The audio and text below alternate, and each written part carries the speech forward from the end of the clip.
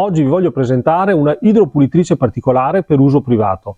Perché particolare? Perché per la prima volta il tratto distintivo di questa idropulitrice o delle idropulitrici che noi abbiamo è quello di avere nella parte terminale un ugello che porta 3 ugelli. Vuol dire che io, ruotando questo ugello, vado a selezionare quello che più può interessarmi. Quindi vuol dire che qui ho l'ugello distributore per il detergente, perché ho il bicchiere che porta il detergente, ho l'ugello rotativo e ho l'ugello quello a ventaglio.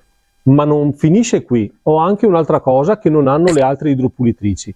Ho un regolatore di pressione che vedo visivamente in base ai LED che si accendono, quindi significa che io posso usare comunque un ugello un po' aggressivo, però in base anche al tipo di oggetto oppure di superficie che voglio pulire, posso andare a variare l'intensità con il quale questo può diciamo operare, e non è una cosa da poco. Quindi ho un controllo sia sulla parte della maniglia, dell'impugnatura, e poi ho la selezione degli ugelli da questa parte qui. È una macchina molto leggera perché pesa sui 20 kg, ci sono 8 metri di tubo che vengono avvolti in un comodo avvolgitore, ha una pressione di esercizio di 110 bar, può arrivare al massimo a 150, però quella di esercizio è 110, che comunque sono molti. È munita di ruote, quindi è comoda da trasportare, e ha gli alloggiamenti nella parte posteriore per eventualmente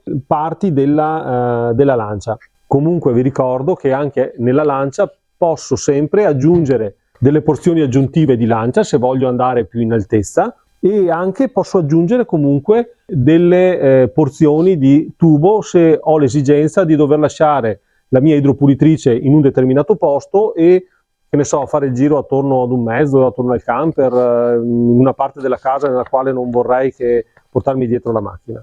Tenete in considerazione questo prodotto della Stihl, che è ben fatto e anche viene offerto in maniera molto economica, e a questo punto buon lavaggio. Ciao a tutti!